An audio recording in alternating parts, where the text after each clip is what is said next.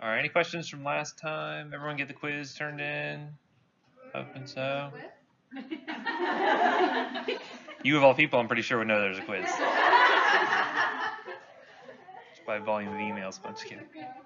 Anyway, okay, so everyone got that in. Hopefully, I'm sure grades will look great on that. Anywho, continuing on, we're talking about asthma, correct? We're talking about drugs that can help manage that. So the next group that we're going to be mentioning here are going to be the leukotriene modifiers. I'll show you a slide in just a second about where the leukotrienes kind of come into play here. But remember, leukotrienes are really important for causing bronchospasm, also kind of increasing mucus production, things like that. We want to help to control to prevent asthma exacerbation. So we'll talk a little bit about zafarlucas. We don't use this one very often. The main one that gets a lot of use here is montelukast, and this is primarily due to some CYP drug interactions we see with zafarlucas. So mainly because it's inhibiting things like CYP3A4, 2C9, like it affects a ton of drugs. We don't like to use that one very much. Singular or montelukast is really the go-to drug here. And basically they're just antagonizing that receptor. They're just blocking the LTD4 receptor specifically to prevent leukotriene from affecting those receptors in the airway there, right? Anyway, also mention here, if you ever hear aspirin-induced asthma, I'll talk about why you end up getting that in just a second here. But this is also another effective drug you can use to prevent this reaction from occurring. So you look actually another drug that affects this pathway as well is called Xylutin or Zyflo. This one we don't really use all that often except for really kind of very treatment resistant cases of asthma. This basically prevents that enzyme from actually working, that 5-lipoxygenase, so it actually prevents the leukotrienes from being formed in the first place. It has a lot of reactions with it, things like flu-like reactions. It also inhibits CYP enzymes. We don't like to use this one too often, mainly so as leukotriene receptor antagonists is going to be the best way it means to affect leukotrienes. So you can kind of see on this pathway here, arachidonic acid we mentioned is kind of one of the precursor molecules to a lot of the inflammatory cytokines. Where there's two pathways here. Remember, cyclooxygenase is going to be a big one. You guys remember any drugs that affect that? NSAIDs, like ibuprofen, naproxen. You guys remember any other drugs that affects that? Yeah, aspirin's another big one, just like I mentioned here. So again, these are going to be responsible for producing a lot of prostaglandins. If I inhibit this pathway by giving something like aspirin, what you can see in some people who are a little bit more susceptible to this is this kind of shunting, where instead of having any of the arachidonic acid going to the cyclooxygenase pathway, a lot of it gets put, and if I can try to use this marker here. Of course, things are going to goof up on me again. Okay, here we go. So anyway, so this can basically shunt this pathway over to this direction, and you end up getting a lot of leukotrienes being formed, more so than you would normally see in an individual. So it's not common, but somebody who says, hey, I have aspirin-induced asthma, this is the pathway that's happening here, and why you might expect something like a leukotriene receptor antagonist to be effective for that, right? Because basically you'd be preventing leukotrienes from actually activating or being able to interact with those receptors in the first place. If that makes sense. So anyway, if you were ever look for someone who's having signs of liver dysfunction, related to some of these drugs, you can see things like anorexia, obviously jaundice due to bilirubin. You guys have covered this probably elsewhere, so I won't kind of belabor these points here too much. But as far as side effects go for the leukotriene receptor antagonists, not a ton to really worry about here. They're very well tolerated. These are things that maybe happen in a very small subset of patients.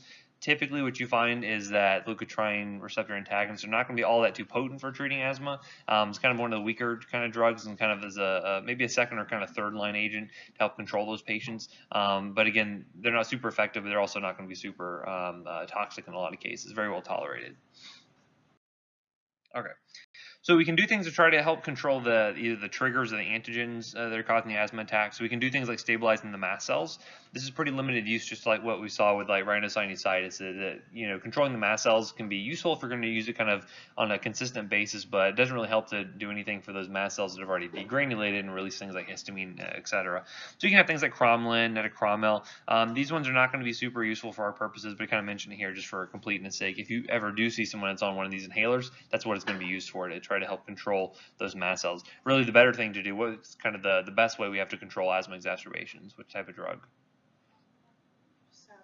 It's like a long-acting bronchodilator, like a long-acting beta agonist, right? So it's good for controlling, not for treating an acute asthma exacerbation, right? Because these wouldn't treat an acute asthma attack, right? These would only prevent the mast cells from degranulating. The other thing we could do is inhaled corticosteroid. Remember, those are going to be one of the best, kind of most potent kind of controllers for these for maintenance therapy for these asthmatic patients, right? Certainly, if they're having an acute attack, short-acting beta agonist, your albuterol is going to be the go-to drug there. But for kind of controller medications, inhaled corticosteroids, long-acting beta agonists, usually the combination of the two, that's going to be your best way to manage this. Again, if you couldn't tolerate that, this is where these other drugs kind of start to come into play here. So, again, most of these are going to come in an inhaler. Obviously, they need to be in inhaled form to get to the site of action. They need to be taken for several weeks just to even find out if they're really going to be all that effective for your patient. And they must be taken regularly. They're not really going to be able to treat really acute attacks. Okay. Obviously, pretty well tolerated for the most part. Not a ton of really big side effects to point out here. Okay, this is actually kind of an interesting one. I guess from your experience as an RT, have you ever dealt with Xolair or have seen patients on it? We've had some that I know of that are on it, but I don't know about it. Okay, yeah, so this is a really kind of interesting drug. So if you ever see MAB on the end of a drug, what does that mean? Have you guys ever heard of a drug with MAB at the end of the name? Okay. Mm-hmm. Adalimumab? Yeah, or Humira. So what do you think these two have in common? They're both injections. Yeah, that's true. So MAB stands for monoclonal antibody. Okay, so all these drugs, especially for a lot of rheumatologic conditions, these are antibodies that are specifically designed to attack a target, right? In the case of things like adalimumab or Humira, that's usually affecting things like tumor necrosis factor, or there's other ones that affect things like interleukins. This one is specifically designed to bind up IgE. So it's an antibody designed to bind up other antibodies, essentially, okay? And again, we mentioned IgE is really important for kicking off a lot of this kind of inflammatory cascade. By blocking this, or by binding this up, you prevent it from actually affecting things like those T cells and the other mast cells and whatnot. And so you prevent that from kind of kicking off the cascade. It's a very, very powerful drug, but it has a lot of side effects associated with it. And the other big thing you notice with monoclonal antibodies, they're very, very expensive because, again, they are proteins that we are generating ourselves, either making them in a kind of synthetic format. In some cases, we're using other animals to actually generate antibodies. So for instance, if we ever talk about snake bites, we use the antivenom that we use antibodies that we're actually generating from sheep. But because these are monoclonal antibodies, these are things that we've actually had to produce in a lab, and they become very expensive. The other big thing, anytime you inject foreign protein into a human, what is the possible reaction? Allergy, anaphylaxis, right? So again, anytime you have a drug with MAB on the end, you have to run the risk for having an anaphylactic reaction to that. Okay, people can generate hypersensitivities to it down the line as well. So just because they receive it well in the first dose doesn't mean subsequent doses are going to be tolerated. But anyway, again, this is going to be very effective for a very targeting very specifically this IgE, binds it up, prevents that degranulation. So really good for controlling asthma, but because of the side effects, because of the cost, we don't like to use this unless people are really kind of intolerant of other drugs, or they've kind of maximized their other therapies and they're still not really well controlled. So like over at Nemours, we have several kids in our pulmonology clinic who come in for this every month or so, every couple weeks, to have this injection done, because again, it's not something that a lot of people can do at home by themselves. You'll find with some of these drugs, they come with like pens you can inject on your own, but for a lot of these kids, they can't really do that. So some of these will be IV, some will be sub-Q to get these monoclonal antibodies. But regardless, you notice here it's sub-Q every 2 to 4 weeks. These antibodies tend to have a longer half-life than we see for a lot of these other drugs. So instead of daily, twice daily, I can get away with using every 2 weeks, every 4 weeks, depending on how their severity is. So you can see some GI disturbances, some that may be related back to having some hypersensitivity to it. You could see some histamine release and whatnot. But anaphylaxis is really one of the big concerns, and also some concern for secondary malignancies by kind of monkeying with the immune system. So one thing is kind of a low risk, but something to educate your patients about. So again, things you can see, urticaria, anaphylaxis in rare cases. This is one of those things where you want to, if you have a clinic where you're administering this drug, like you watch your patient in the waiting room usually for like an hour or so afterwards, just to make sure they're not going to have a bad reaction to it. At least the first couple of times they receive it, and then once you know they're going to tolerate it well, then you can send them on their way. So always be careful with these drugs the first few times they receive one of these antibodies. But any drug that has MAB on the end, it's a monoclonal antibody, and so you're going to know that the anaphylactic risk is going to be possible. You already know it's an injectable drug, and you already know it's really expensive. So it's kind of some key things you can take away from that. Okay, so again, going down the line further down our therapy, we have what we call the methylxanthines. You mentioned, what's a methylxanthine that most of you guys have probably consumed at some point today? Caffeine, yeah. So caffeine falls in the same category as the drug we'll talk about called theophylline. Also, you guys know what methylxanthine is found in chocolate. It's called a product called theobromine. That's why dogs can't get into chocolate, because they can't process that, and they actually die from that. So again, that's why you kind of get like a little bit of a buzz, not only from the sugar intake from chocolate, but they also have that theobromine, kind of gives like a little bit of a kick, right? So anyway, so some of the ways that these drugs are going to work, they have kind of multiple mechanisms. One of which is they're going to be causing inhibit an enzyme called phosphodiesterase. Have I talked about phosphodiesterase at all? Basically, phosphodiesterase is going to be responsible for metabolizing either like cyclic AMP, you guys remember that secondary messenger, or like cyclic GMP. We probably mentioned this briefly when we talked about this in the pharmacodynamics, but basically what you end up seeing is that when you inhibit the breakdown of cyclic GMP specifically, you end up getting smooth muscle relaxation. Okay, so that's mainly the primary thing to take away from that, is that phosphodiesterase inhibition leads to more smooth muscle relaxation, okay, which is important because, again, what do we worry about with asthmatics? Bronchoconstriction, yeah, that bronchial smooth muscle is constricted, so we want to relax that. So that's one way you can do that. And so you're going to find that these drugs can be very effective for that, but they're very toxic in a lot of cases. We don't like to use these for patients because of the narrow therapeutic index that theophylline actually has. So again, they're less effective than things like an inhaled corticosteroid. They're going to be less well tolerated. This is kind of an old school drug that, before we had things like inhaled steroids, this is what we had to use for a long time. Also associated with things like arrhythmias, convulsions, headaches. So again, not very fun when we get a lot of these toxicities. Also, it gets renally eliminated. So the thing that I'll run into with a lot of my patients from the toxicology standpoint is you have these little old ladies who have been, their doctors have been working since like the 30s, and so that's all they know is like to use theophylline for these. And they've been on for 40 years, but no one ever goes back and checks their renal function. So of course they end up getting sick and they get dehydrated. All of a sudden their levels jump up and then they get super toxic from it. So I had a few patients that actually die from theophylline, not intentional overdoses, but just kind of chronic levels rising and eventually getting high enough in the CNS where they just basically fried their brain from seizures. They're very kind of sad cases. So don't use it often, but it is one of those things that kind of is a backup, as kind of a fourth or fifth line kind of agent. So you may see theophylline used a little bit more in some COPD cases, just because we'll look at COPD in a second, kind of how the difference in mechanism is there. But basically, it can be utilized as kind of a smooth muscle relaxer there. So again, by working to have more smooth muscle relaxation due to inhibiting that phosphodiesterase. Do you guys know any other classes of drugs that work by inhibiting this enzyme?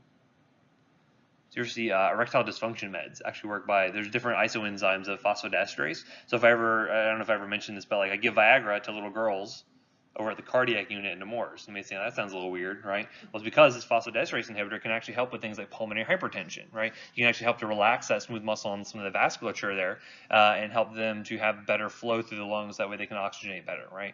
So just keep in mind, sometimes you'll see kind of odd uses for some of these drugs, but mechanistically, you go back and know the mechanism, it makes sense for why you can use it in these different disease states. But anyway, it also works as an adenosine receptor antagonist, which is important for some of the cardiac effects you can see there. Where you can see, have you guys covered any cardiac stuff yet as far as antiarrhythmic? Okay, then we've ever seen adenosine being given for any kind of arrhythmias, like maybe from like an EMS kind of standpoint or something. Adenosine is one of those things that can basically like stop the heart for a brief period of time. There's an arrhythmia called supraventricular tachycardia. Basically, the signal from the atria to the ventricle is very fast. You can have heart rates of like 180. I've seen a neonate that had a heart rate of I think 250 when they had SVT. Very scary when you see heart rates that high. Basically, give adenosine, stops the heart for a second, and then they come back. Right, hopefully.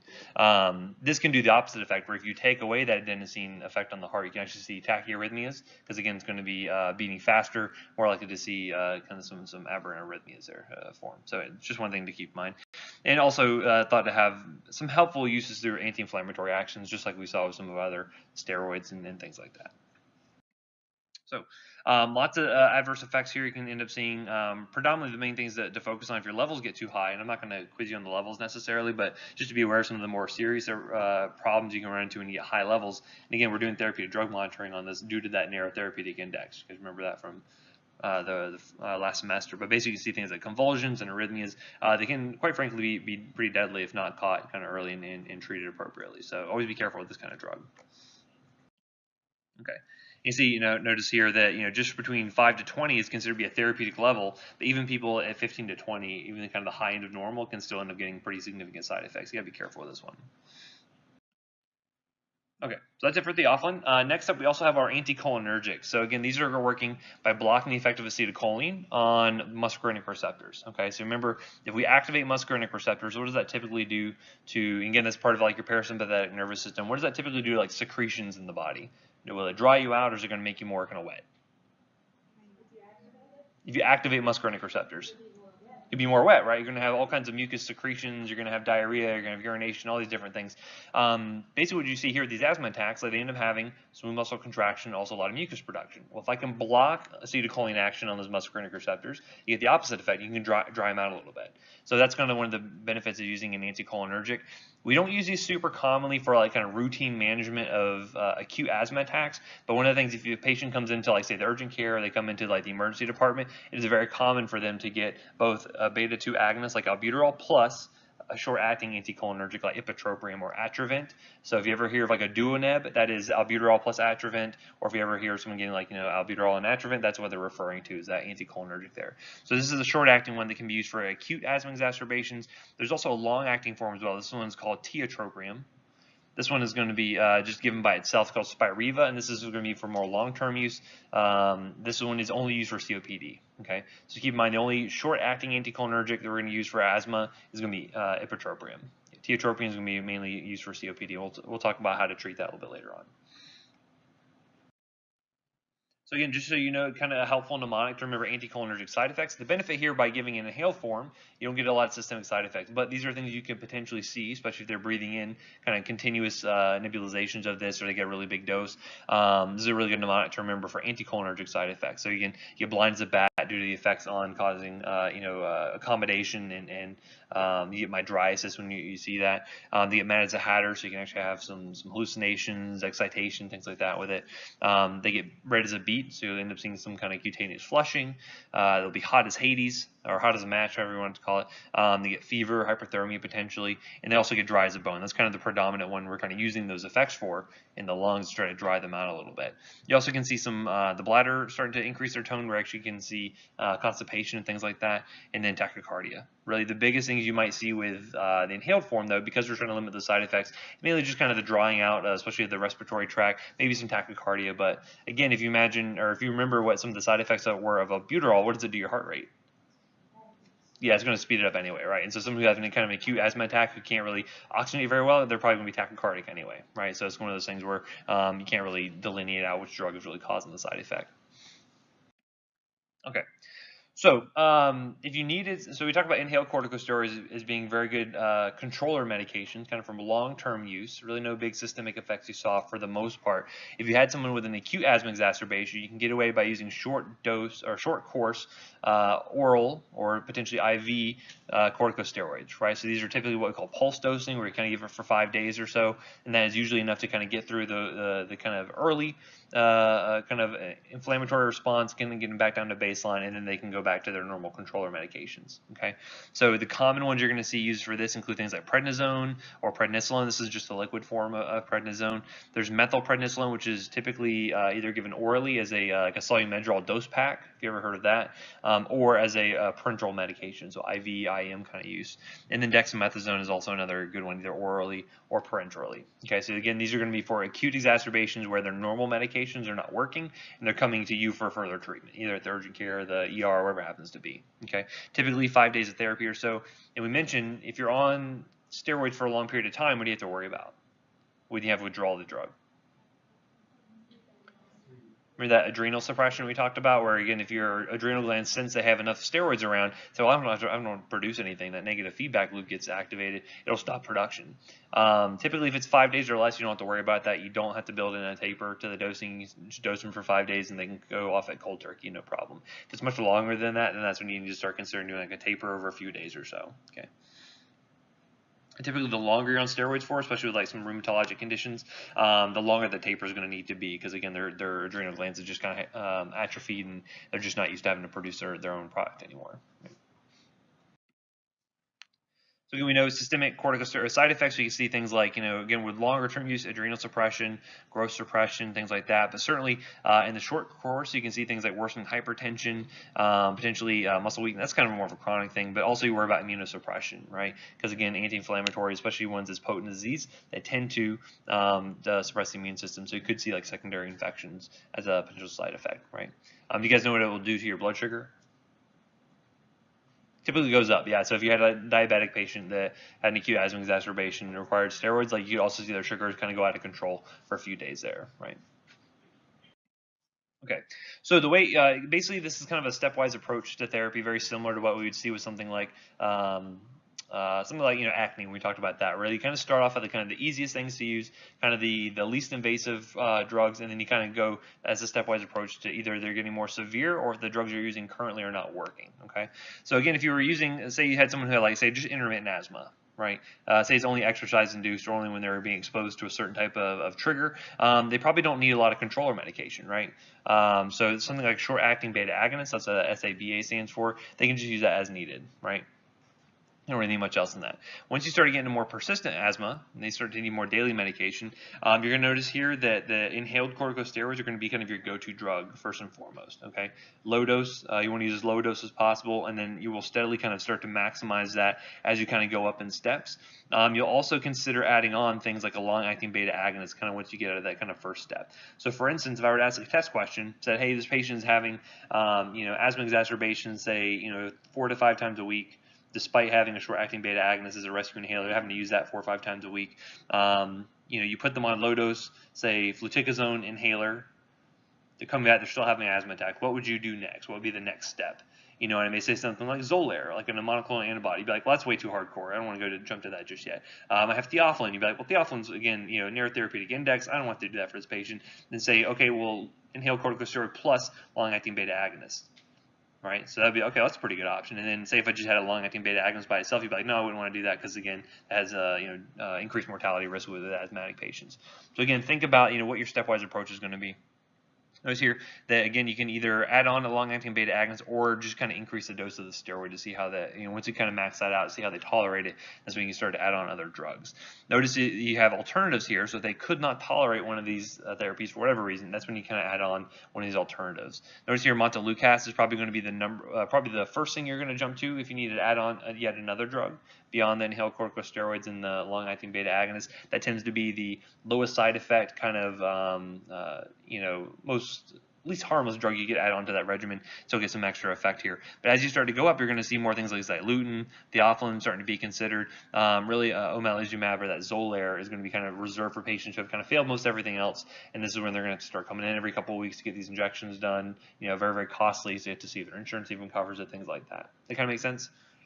So again, start off with the easiest thing you can do first, and then kind of gently either maximize your dose of a drug or consider what would be smart to add on at this next point. Okay.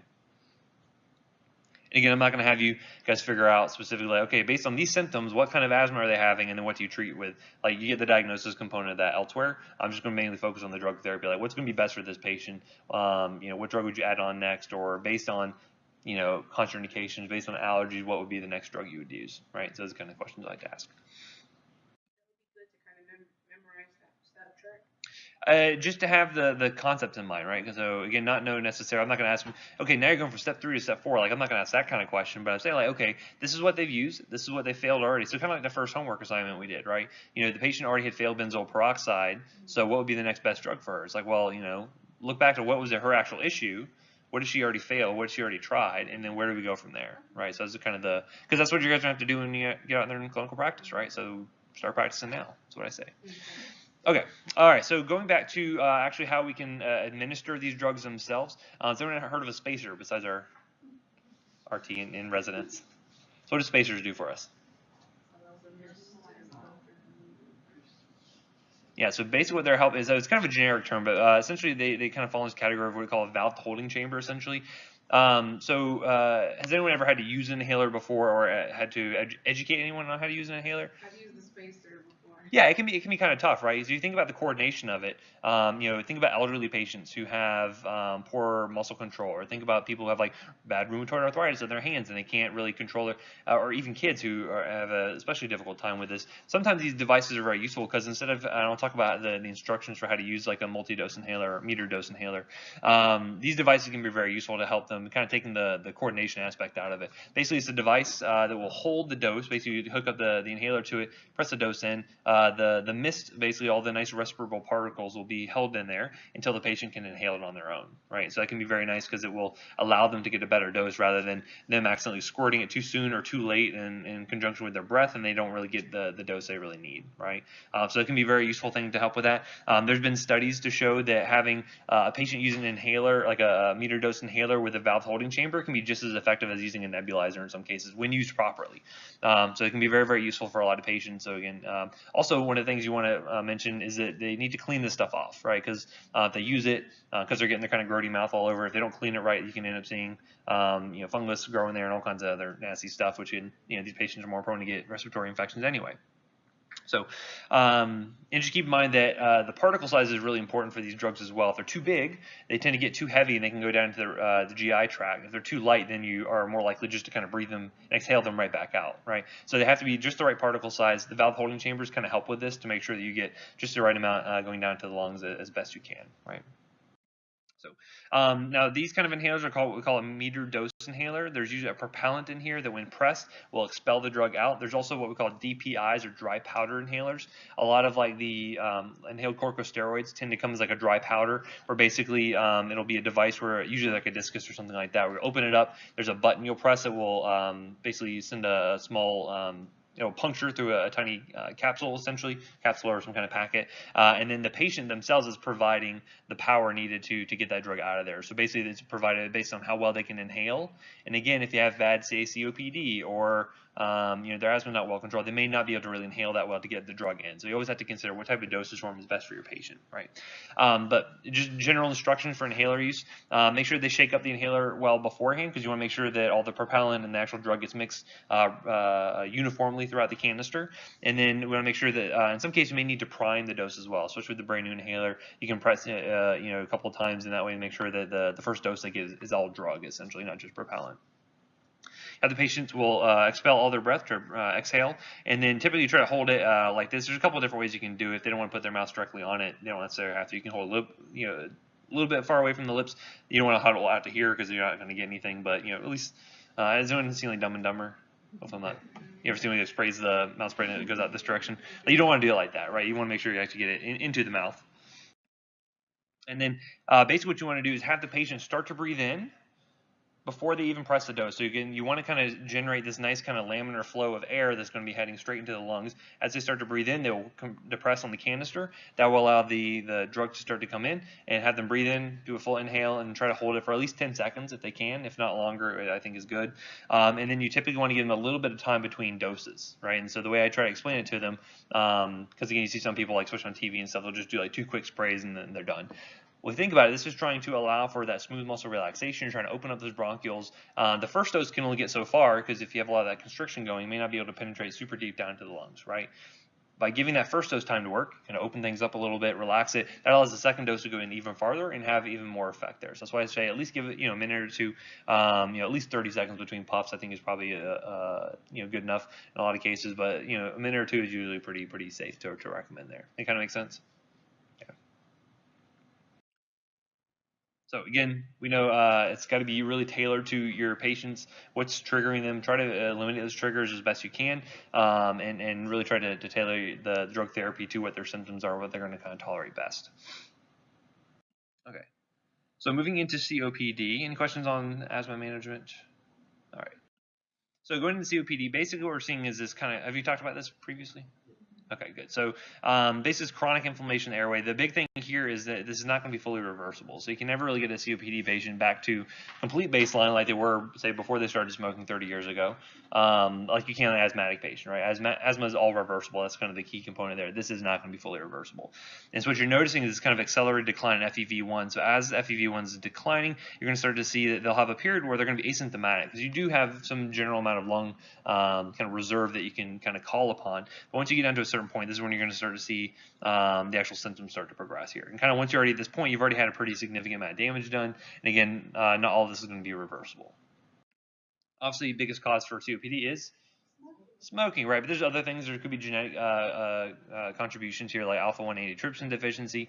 Also, things like indoor air pollution. So, depending on the type of job your patient has, they could be exposed to a lot of pretty significant pollutants. Imagine people who work in things like coal mines or working kind of industrial complexes where they have like a lot of respirable particles. If they're not, following OSHA regulations and have good respiratory protection, you can see a lot of this develop over the periods of years. So again, it's not always due to smoking, but in most cases, it is smoking.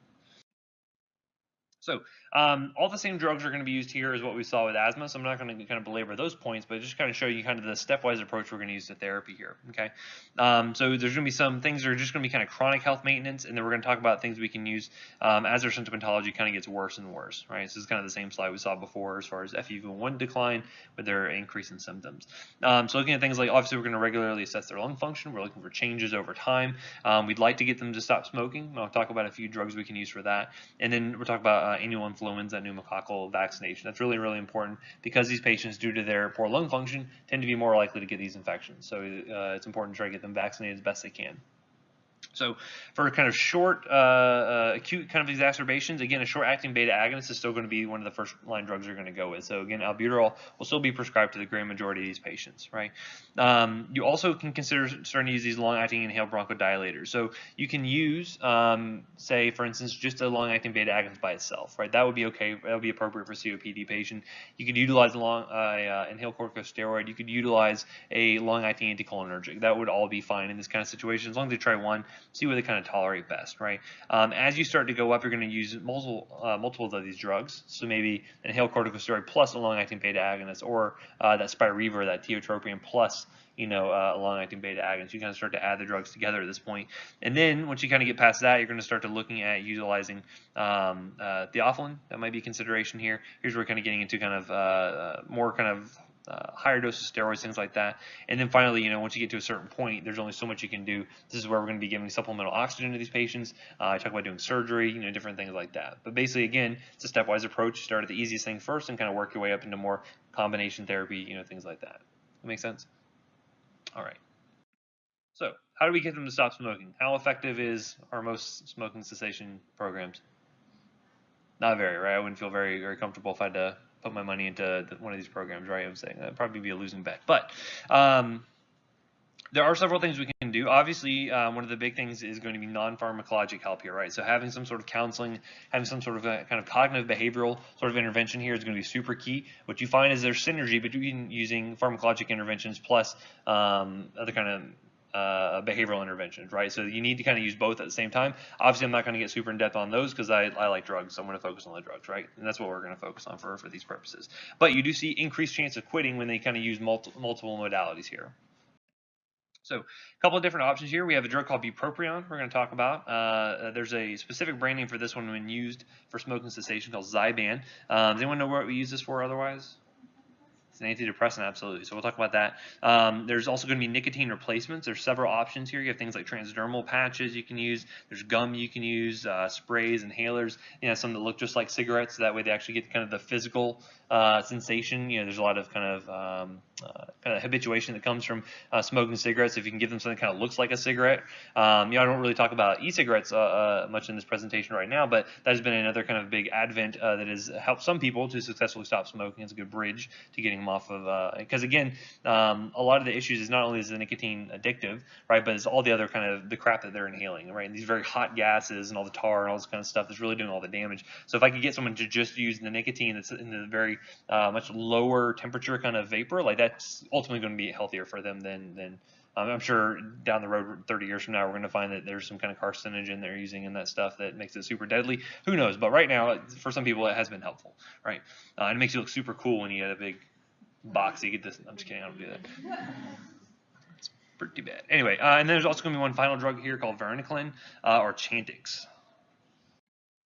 So bupropion or Zyban, this one is going to be working, and what you'll find with most of the antidepressant drugs, which we'll talk more about in the psych section, I think, next semester, is that they work as reuptake inhibitors for these neurotransmitters. Primarily, what you'll find with antidepressants, they work a lot on serotonin, right? That's why you see SSRIs, selective serotonin reuptake inhibitors, okay? They basically prevent the reuptake of serotonin into the presynaptic neuron, and they leave it out in that synapse there. So it kind of helps to balance out. It's pretty complicated how they work. We don't really have a full understanding of it, but that's essentially what the mechanism is. This one is different because it actually works on dopamine. And does anyone know what main neurotransmitter is responsible for that reward pathway associated with addiction? So if I have a juicy hamburger, or if I smoke a cigarette, or if I have sex, or any of these things, dopamine. Dopamine is huge for that, right? So think about that mesolimbic pathway in the CNS. It's all dopamine based, right? So if I smoke cocaine, if I do heroin, any of these stuff, it all is going to be activating that reward pathway. That makes it your brain think, hey, I want more of that. That felt really good. Let's do it again. Okay. Same thing happens with nicotine here. So if we can do something that helps to regulate that dopamine to help maybe balance it out to where you don't get as high as spikes when you do the thing, whatever it is that you happen to be addicted to, it will help to prevent. Help to kind of regulate that and help to kind of blunt some of those cravings and things like that you can see. Bless you. So you may see bupropion being used for things like food cravings and like, say, overeating addictions. You may see this being used for other types of addictions. This is kind of one of those kind of new drugs being used in a different way. You may see in different drugs that come out on the market. So it's kind of an interesting one because this is the only drug that really works as a dopamine reuptake inhibitor.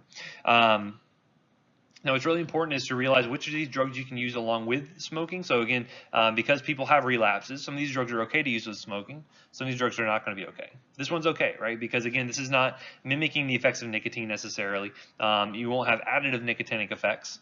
It's just really going to be working on that dopamine pathway there. So you want to make sure to avoid this in patients with seizure disorders. There's a higher likelihood of having seizures.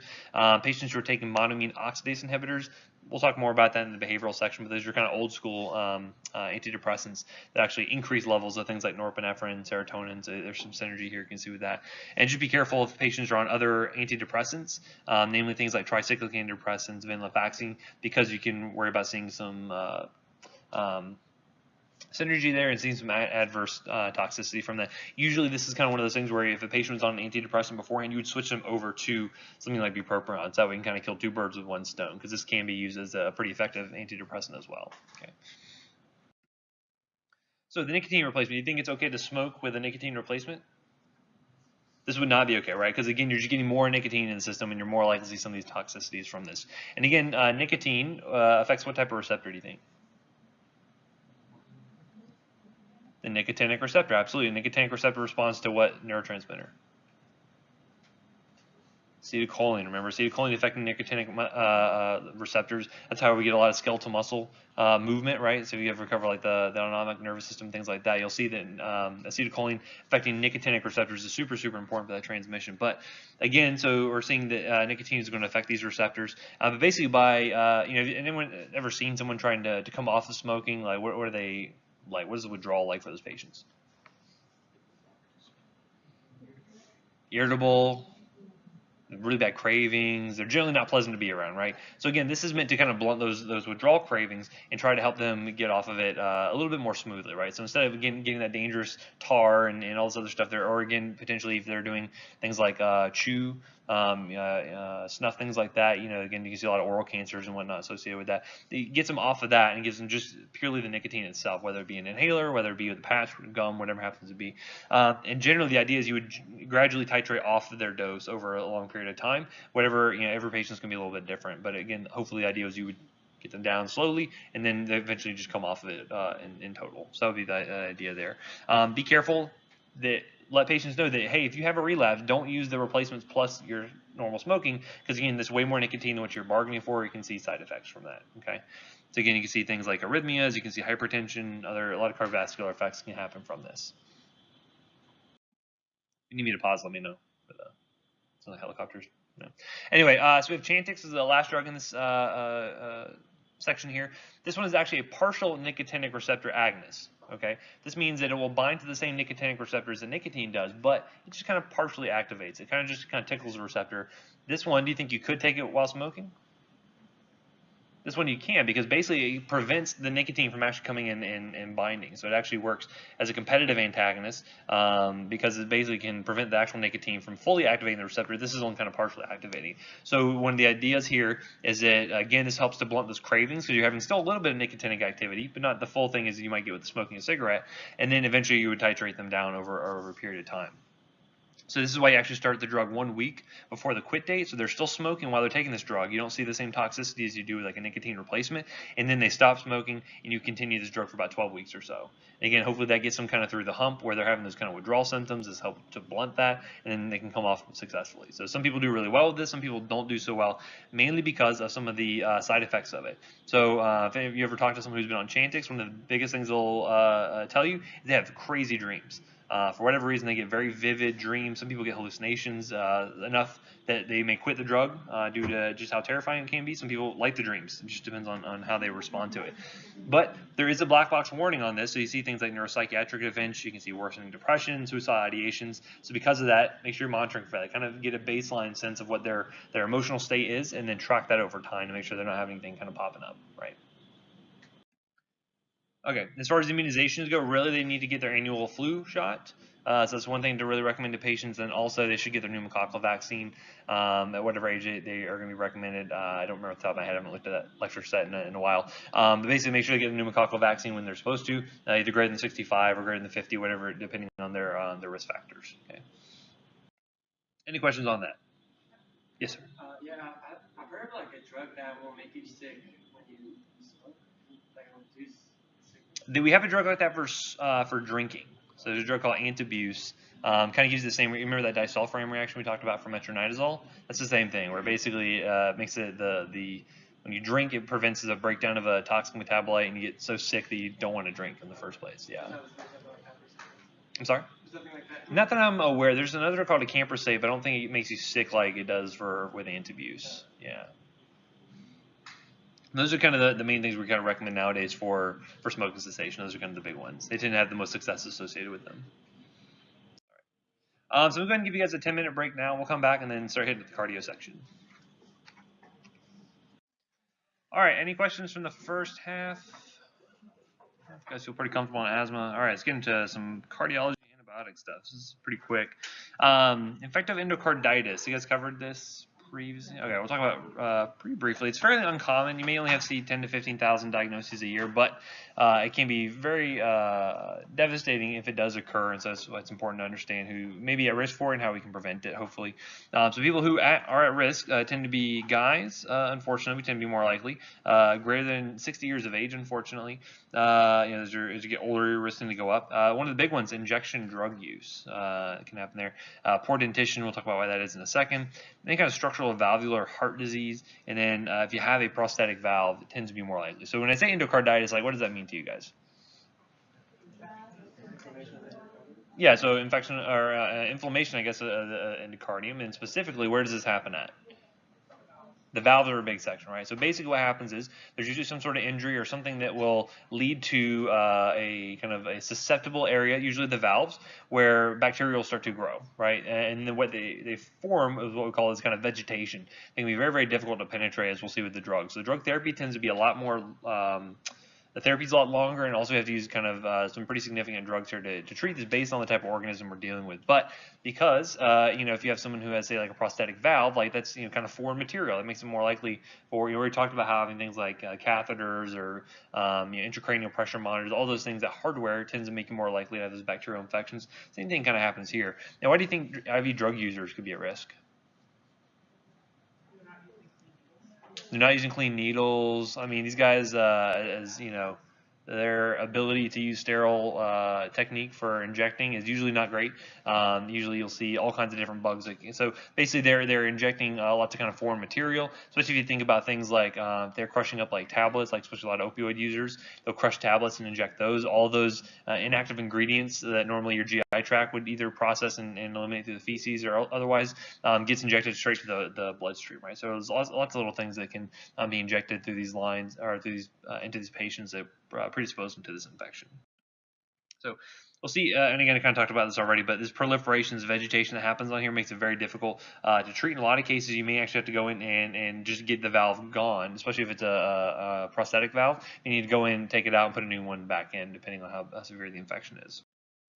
So the big thing to note about the causative bugs tends to be a lot of gram-positives here, especially for kind of just naturally occurring endocarditis. You see a lot of Staph aureus, virid, and strep.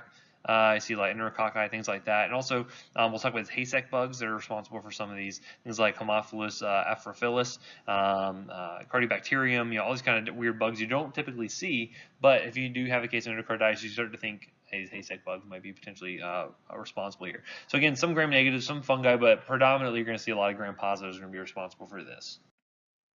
So again, we want to find that our cultures are going to guide our therapy. You start with the big guns, obviously, but once you kind of get a culture back and you figure out what it is, then you want to scale back therapy. And so how do you think you get a culture on these patients? Like stick a big needle in the heart, like Pulp Fiction, and pull something up? Yeah, typically you do blood cultures, right? So again, and typically when you do blood cultures, where do you have to go through to get to the blood vessel?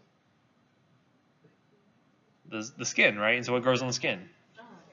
A lot of gram-positives, a lot of staph, a lot of staph epi, things like that. So it's one of the things where we oftentimes will do 2 blood cultures at the same time. So that way, if you get staph epi, which is one of the predominant contaminants in a lot of blood cultures, if it shows up in one but not the other, that typically means it's a contaminant, right? You don't want to treat based off of that. But again, if it comes back and you have the same bug growing in 2 blood cultures, that gives you a lot better sign that, hey, this probably actually is a true infection. Obviously, you try to disinfect before getting the blood out, but that is, again, a worry in a lot of those cultures. We see a lot of staph epi that comes back in those that tends to be contaminant. Anyway, so again, we're going to use empiric therapy initially to try to get a lot of those kind of more nasty gram-positives, things like MRSA, MSSA. So our initial coverage was going to go for that. And then we like bactericidal antibiotics because, again, it's very difficult to penetrate that vegetation. We have to kill them as best we can. And that way we're more likely to get a better kill, better rate of clearing that infection. And in general, the initial choice is going to be vancomycin. Okay, really good gram-positive coverage, especially against MRSAs. That's why we like to go with that one to begin with.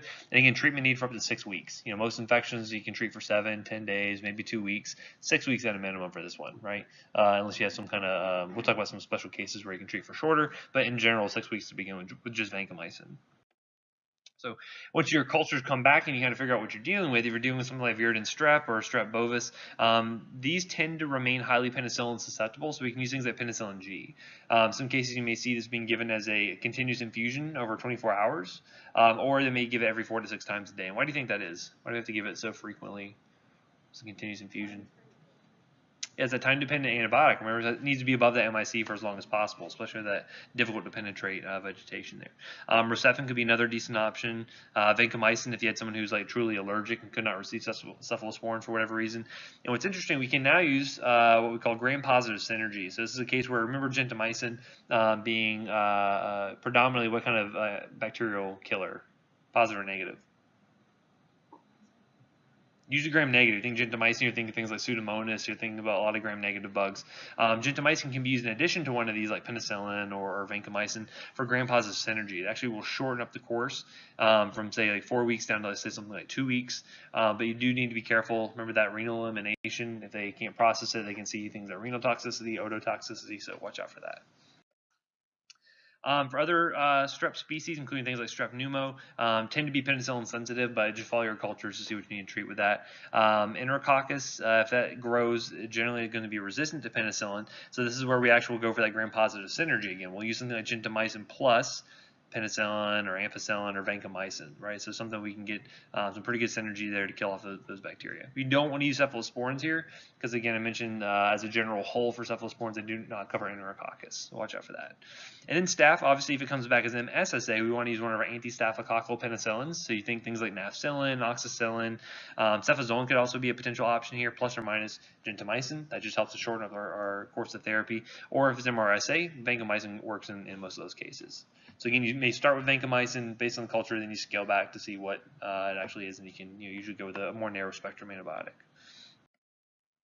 For these haystack organisms, again, these are mostly gram-negative bugs we're going to see here. It's probably about 5 to 10 cases of just native valve endocarditis, so not someone who had a valve replacement, and also non-drug users. These tend to you see a lot of amoxicillin susceptibility, or at least it used to be, until they started producing one of these beta-lactam or beta-lactamases, I should say. So nowadays we use things like ceftriaxone, ampicillin sulbactam. Remember what sulbactam is?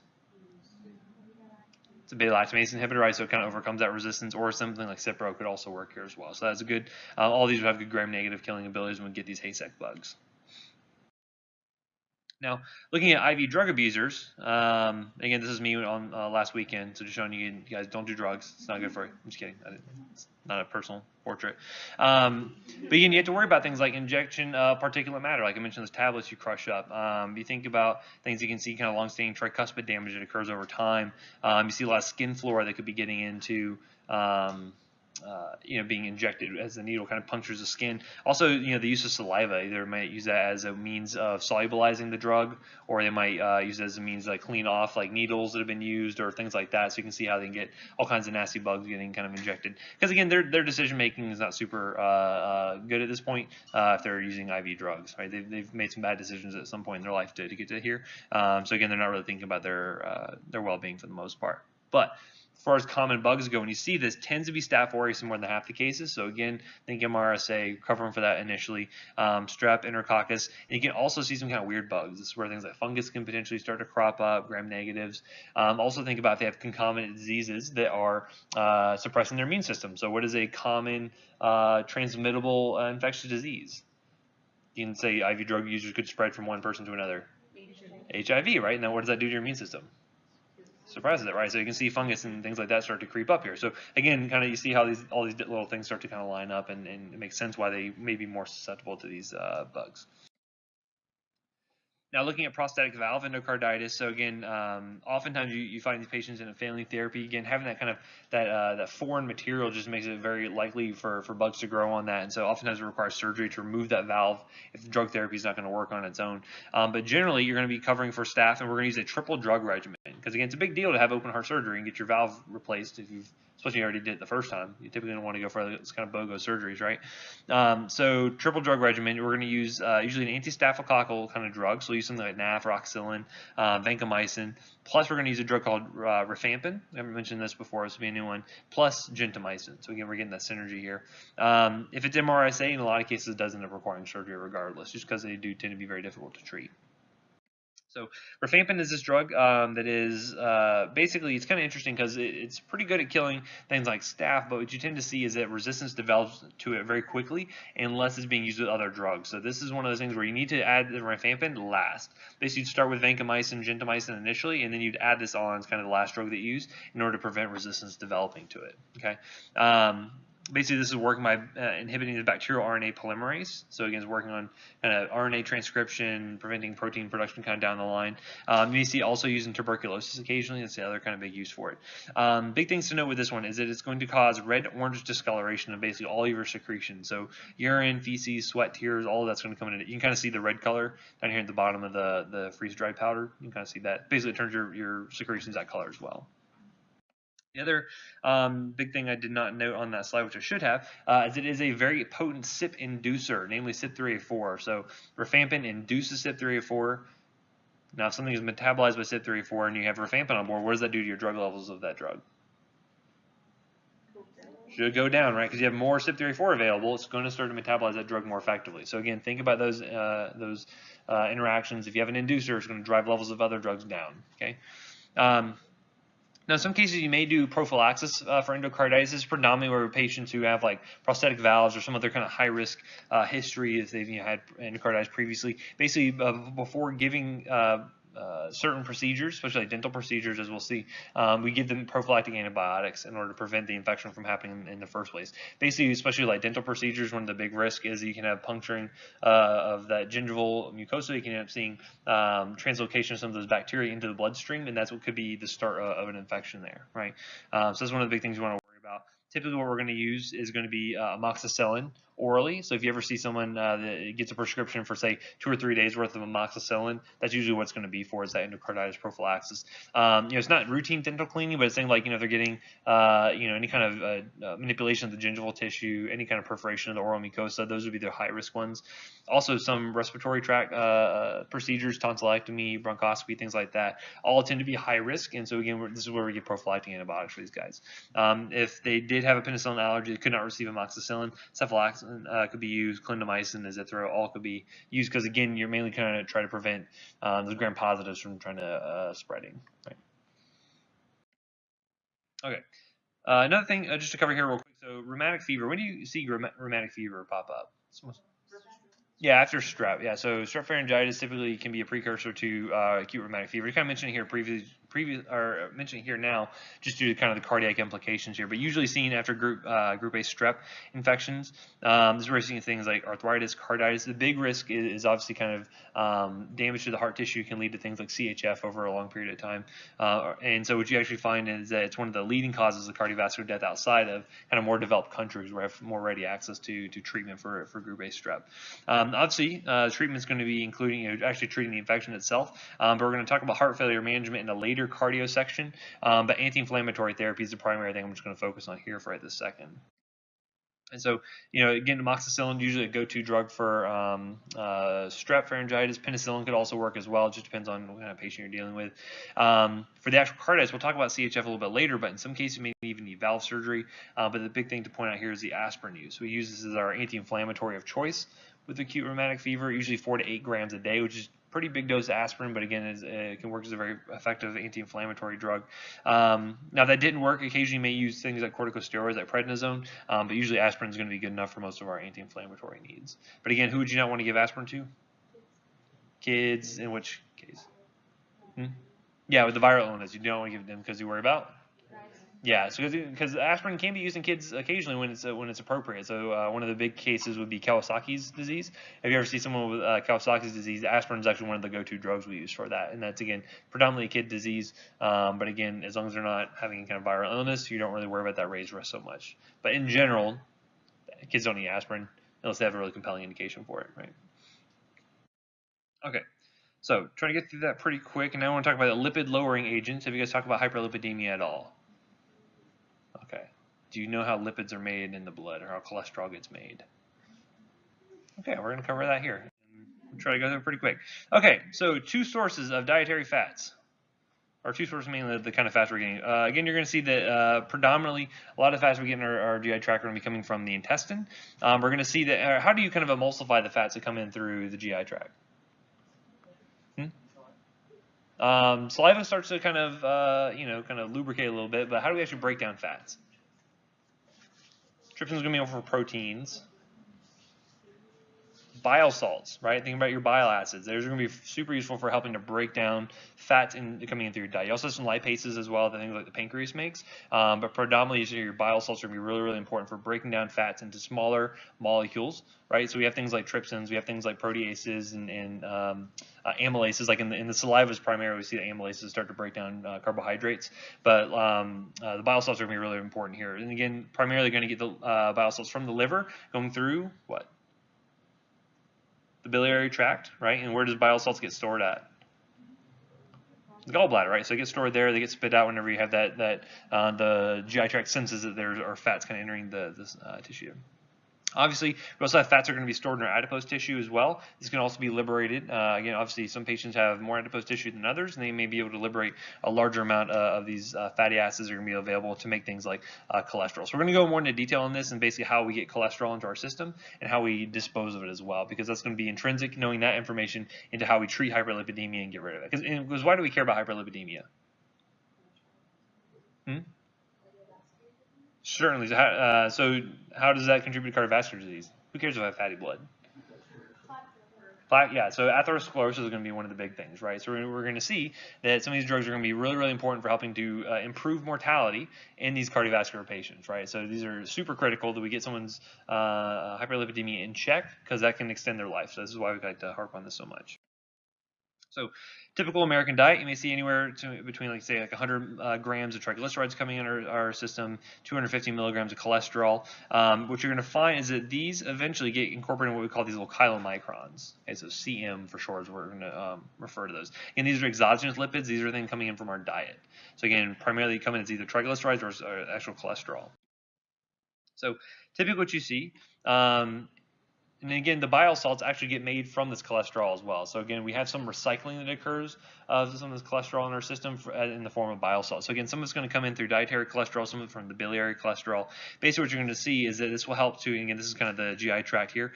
They get broken down by the bile acids, and we're actually going to help break these up into very small particles that are going to be more easily absorbed through the GI tract. So they get absorbed through these cholesterol transporters, and eventually they're going to make their way over into the liver. Okay, so you kind of transport these little chylomicrons. This is important because we're going to talk about different drugs that are going to be useful in helping to stop the cholesterol estrogen from being absorbed in the first place. But basically what we're going to see is as dietary fat gets carried by the chylomicrons, it's going to be coming from the intestinal cells, or those enterocytes. And basically what you end up finding is that the triglycerides in the core of the chylomicrons, they actually get metabolized by this enzyme called lipoprotein lipase, or LPL. And they're going to turn these chylomicron remnants, now what you have, and I'll show you on this diagram here in a second, you'll end up getting these free fatty acids and also glycerol. So again, if you imagine the intestine here, they're transporting these chylomicrons. You notice here that the green portion is the triglycerides, and this yellow portion here is these cholesterol esters. And as you get more and more of this lipolipase working, or lipoprotein lipase, you're going to see that you have a higher proportion of these cholesterol esters being formed here. Okay, these are going to then go into the liver. So primarily, these are going to get transported into the liver via these LDL-like receptors. So LDL receptors are going to be really, really important for helping the liver clear cholesterol from the blood, as we'll see in just a little bit. But basically, chylomicron remnants get transported into the liver, and then they get used to form all sorts of things, right? So we can use them for forming cell membranes. We can use them to help with forming hormones. Some of them can be actually disposed from the liver through the biliary tract as bile salts now, right? So there's lots of uses for these things, but again, having them in too high proportions when we get into trouble. So you'll see that some carbohydrates and fatty acids get converted into triglycerides as well, which is again why if you have kind of a high carb diet, a lot of those carbohydrates get stored as fat eventually because they get converted over to these triglycerides. But basically what you find is the triglyceride rich, very low density lipoproteins, because again, what's the bad cholesterol? LDL, right? So this is kind of a precursor to that. We're going to talk about VLDL, which is very low density lipoprotein. They have a lot of triglycerides that are going to be formed in them, right? Or are going to be incorporated there. So we're going to see this VLDL that gets produced within the liver and then gets secreted into the bloodstream, okay? Once it's there in the plasma, you're going to find that lipoprotein lipase is still going to be active and is going to help to convert some of those triglycerides over into more cholesterol esters, and that's where we're going to get what we call intermediate density lipoprotein. Okay, so the liver secretes this VLDL, and notice here the concentration of that yellow portion there, those cholesterol esters. As you go to VLDL to this intermediate density, you get a higher proportion there. Okay, then eventually you're going to see even more. As you're losing some of these triglycerides, or as they get metabolized by the LPL, you're going to get a higher portion. And eventually, you get LDL, which is that low density lipoprotein. So, as mentioned, you get our LDL here. And then that is eventually can be removed. And again, LDL is bad because it's going to be one of the primary kind of causes for a lot of inflammations, where you're going to see a lot of the atherosclerosis and the plaque formation occurring from. But basically, you have to have LDL receptors in the liver in order to they bind to it basically, and they get cleared by the liver. Okay, if you don't have enough LDL receptors, or they're all being bound up by bloodstream LDL to begin with, then it really gets saturated to a point you can't really clear them so well. So we're going to see some ways we can help affect this. So eventually you can find that as the LDL gets oxidized, it can enter macrophages, and there we can actually cause some metabolism there as well, and that can happen within the liver predominantly. Okay, so just looking at the triglyceride to cholesterol ratio here of the different components, I'm not going to ask you the specific ratios on a test, but I just kind of want you to get an idea for like where are these triglycerides coming from, where are the cholesterol esters coming from, how do we get LDL in the first place, because again the drug mechanisms are going to be super important for kind of figuring out why these work the way they do. Okay, so again you can see the chylomicron remnants, a very high triglyceride concentration that gets lower and lower as that lipoprotein lipase continues to metabolize that, and again you get the IDL, eventually you get the LDL, where it has very small amounts of triglycerides, almost completely going to be those cholesterol esters at this point. Okay. Again, these LDL receptors are going to be super important because these are going to be the things that actually help us to get rid of them by binding to the liver receptors and they get cleared. I'll show you that in a second. But the other big thing is these apoproteins, and I'll show you a picture where these are more clearly illustrated. But you have to have this ApoB100 lipoprotein found in the LDL. If you don't have that, it doesn't get recognized by the LDL receptors. You can't clear it. So you guys ever heard of like a familial hypercholesterolemia? This is one of those defects that can actually come from that. So basically, people can have just genetically have very high LDL concentrations related to missing one of these proteins here. So we'll talk about that in just a second. Now, I mentioned the LDL is the bad cholesterol. Is our good cholesterol? HDL, right? So that's high density lipoprotein. Typically, you're going to find this either being produced within the liver or in the intestine. This helps to transfer things like cholesterol esters to VLDL and LDL, and actually gets uptaken by the liver. So we'll talk about its effects here in just a little bit as well. So you imagine what one of these lipoproteins, these apolipoproteins look like. Again, you notice here inside you have your cholesterol esters while you have this kind of triglyceride kind of mixed in throughout here. And notice here you're going to have this unesterified cholesterol and phospholipids kind of forming the shell here. Now the thing that's important are these apolipoproteins because this is what binds to receptors, right? So either in adipose tissue or in the liver, wherever it happens to be interacting with, if you don't have these proteins here, you can't interact with the receptors and they just continue floating around the bloodstream, causing eventual inflammation and other problems. Okay, so if you don't have the ApoB100, this is where we're going to find some problems there. So mentioned the LDL particles. They come from that catabolism of the intermediate density lipoprotein. They have a decent half-life, 1.5 to 2 days or so. But you'll find that ApoB100, as I mentioned, is the only apoprotein that will bind to those LDL receptors. So you're missing that, you have a problem there. And ideally, you want to have as many LDL receptors on the liver as possible because the more receptors you have available, the more you can bind to the LDL molecules and clear them out and get rid of them, right? Because we don't want to have a lot of them in the blood. We know that leads to atherosclerosis, okay? And this LDL receptor pathway is going to be responsible for about 75% of clearing those LDL particles. So again, the more active these receptors are going to be, the better off you're going to be in getting rid of a lot of those LDLs. So again, I mentioned lower LDL receptor activity. You're going to have more accumulation of those particles, more atherosclerosis. So here's what it would look like if you had an LDL receptor. So imagine this being an LDL molecule. Notice here is that ApoB100. This is the LDL receptor right here. These are going to bind together, which will cause uptake of these. And then you're going to start to see breakdown. We have things like amino acids being freed. You're going to have things like cholesterol, triglycerides being freed. This is where you can use it to produce bile salts, cell membranes, whatever you need to use it for. And then eventually you're going to have this receptor get sent back out to the surface of the liver. It can then bind up a new LDL molecule. So the more of these you have, the more active they are, the better you are at clearing that LDL molecules, right? Again, if you're missing this protein, doesn't matter how many receptors you have available, it's never going to get rid of them. So a lot of our drugs, what we're going to try to do is try to produce as many of these receptors as possible so we can clear the LDLs in the blood as best we can. Okay, so just an example, as I mentioned, some people will have this heterozygous familial hypercholesterolemia. Basically, they will actually have an issue where they have a mutant gene for the LDL receptor where it does not bind as well. So for those patients, anyone know what like a typical like cholesterol is, like LDL? Yeah, I'll say like around 100 or so. Let's say that would be normal for some people. You can see here that just with heterozygous could be a problem, but if you had homozygous mutations for this receptor, you can end up finding levels as high as 1,000, right? So very, very high levels here. They can be very dangerous because you get a lot of premature kind of atherosclerosis and cardiovascular disease can pop up here.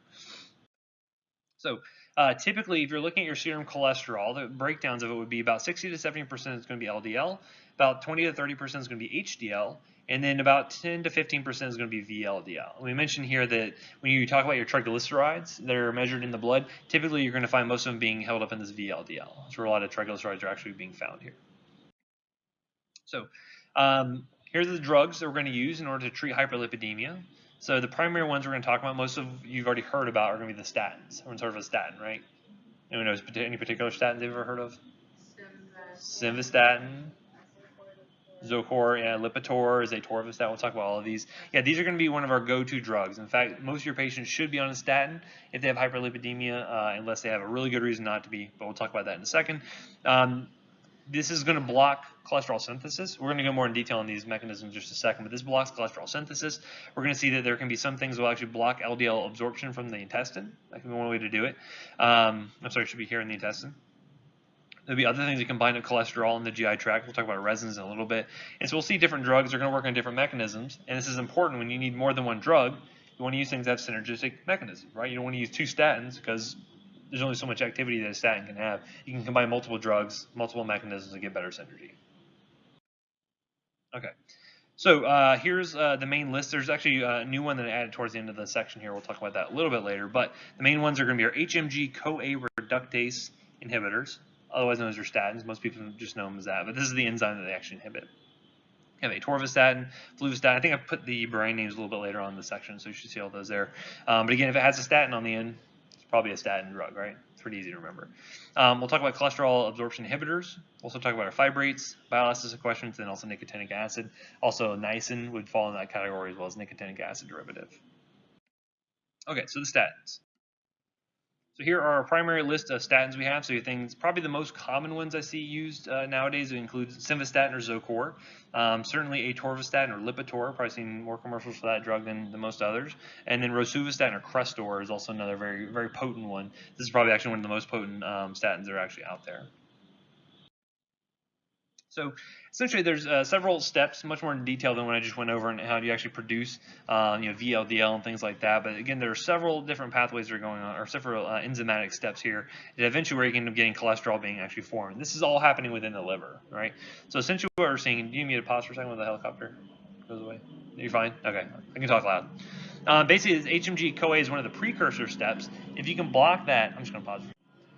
Anyway, so there's always the tape you can go back to if you need to. But so basically, if you block the activity of this enzyme, again, you're kind of working kind of high up on the pathway here by blocking that HMG-CoA reductase. So these statins act as an inhibitor of this enzyme. You prevent the production of cholesterol, essentially. Okay. So again, you're working on those chylomicron remnants. You're working on a lot of the cholesterol or cholesterol precursors that are there within the liver to prevent that production of the cholesterol. Okay. The reason why this is important is because if I can decrease cholesterol synthesis, this means I have less intracellular cholesterol in the liver, right? So this is a hepatocyte right here, and this blue square is going to be the systemic circulation. Obviously, less cholesterol in the cell, the liver is going to say, well, I need more cholesterol here. So what's the only other way? If it's not going to be produced within the hepatocyte, what's the only other place I can get it from? Systemic circulation, right? I got to get it from the blood. So I'm going to increase the LDL receptor population. I'm going to increase the number of available receptors. And what that's going to do is now be more available. You have more receptors available to clear the blood of those LDL particles. Okay, so you can see this is a pretty potent way to do that. So basically, the liver is deprived of cholesterol, can't synthesize it anymore, so it needs those receptors in order to help bind it up and get rid of it in the blood, right? So you have less VLDL being produced, you have less LDL being produced here, and so in general, what you're going to find is that the blood levels of LDL is going to go down pretty significantly. You will see some VLDL concentration go down as well, as evidenced by your triglycerides. Talk about how you get those calculations in just a few minutes here. And typically you'll see some modest increases in your HDL as well, which you mentioned kind of our good sort of HDL there, or good sort of cholesterol. That makes sense for the mechanism? Hopefully. All right. So there's also what we call pleiotropic effects. Have you ever heard that word before? Basically means like you get like additional benefit that is not evident just by the mechanism of the drug itself. So it's basically like, getting extra bang for your buck out of these kind of drugs, which is why statins get recommended as kind of the go-to drug for hyperlipidemia because of all these nice pleiotropic effects, okay?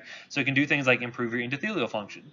It can help to stabilize atherosclerotic plaques. It can help to decrease inflammation and decrease platelet activation and thrombosis, right? So these are all things that are really important because these help to prevent things like cardiovascular outcomes like myocardial infarction. It helps to prevent kind of further kind of disease of the coronary vessels and things like that.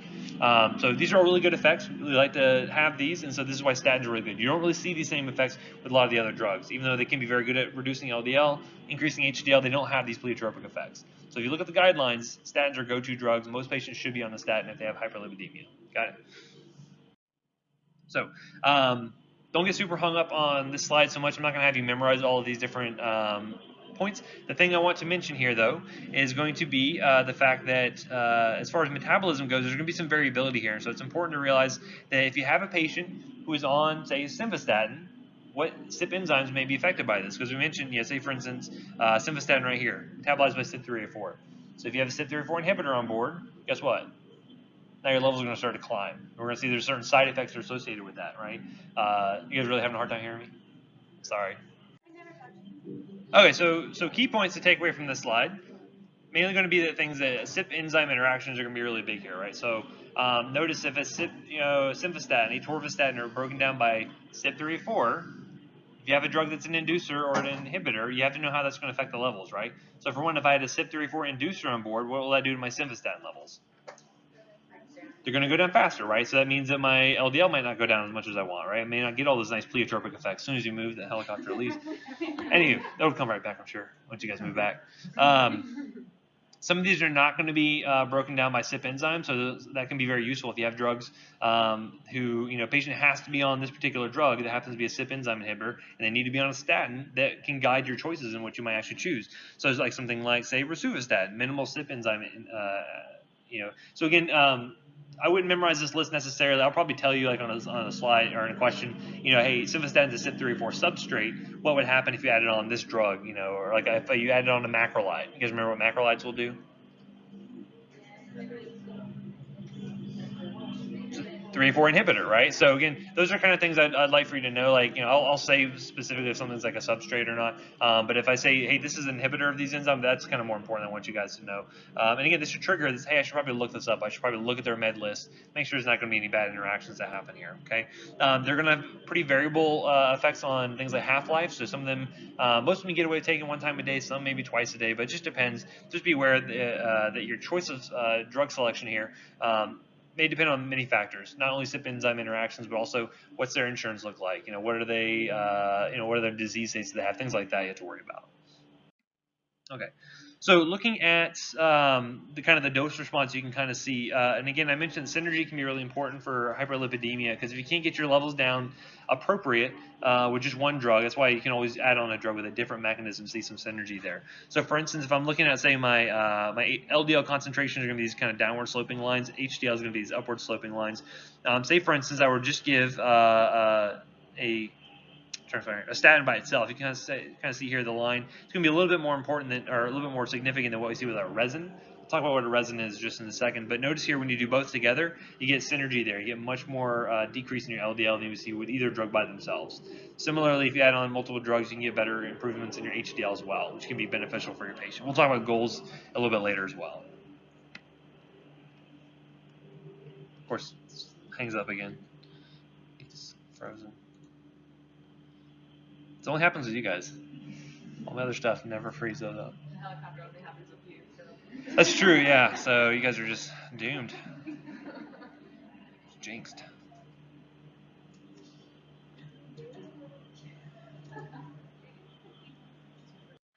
Okay. Anyway, so again, just to give you an idea of kind of the beneficial effects here. So looking at triglyceride, and this is kind of a general thing with your hyperlipidemia meds. The larger your triglyceride level starts with, the bigger effects you're going to get out of these drugs. So this starts out greater than 250, greater than 500. You get a lot better lowering effects on your triglycerides than you would if you had, like, say, starting out with, say, triglycerides of 100 or something. So you can kind of notice here it's kind of a dose kind of dependent effect that happens on this, right?